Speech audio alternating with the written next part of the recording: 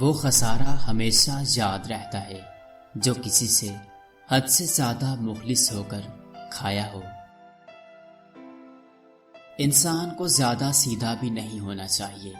یاد رکھیں، جنگلات میں سیدھے درختوں کو جلد کاٹ دیا جاتا ہے اور ٹیڑھے درخت کھڑے رہ جاتے ہیں۔ مجھے نفرت ہے سوری کے الفاظ سے۔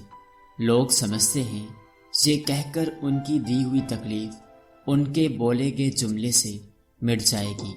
نہیں، ایسا نہیں ہوتا۔ مرد محبت نہیں کرتا، وہ ایک بوند پھینک کر عورت کے پاگل پن کا تماشا دیکھتا ہے اور عورت کے ہوش میں آنے تک بھاگ جاتا ہے۔ بھگت کبیر سے کسی نے پوچھا محبت کیا ہے؟ جواب دیا کہ محبت ایسے ہی ہے کہ کوئی گڑ کھائے اور ذائقہ نہ بتا سکے۔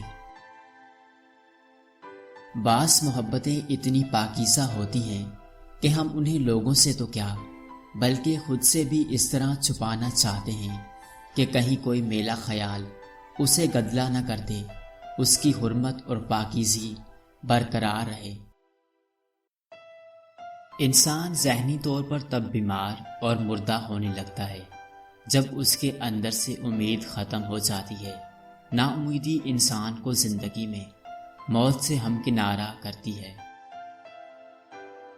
کسی سے محبت کی امید رکھنا بھی بھیک مانگنے کا ایک طریقہ ہے، اس میں بس ہاتھ نہیں پھیلائے جاتے۔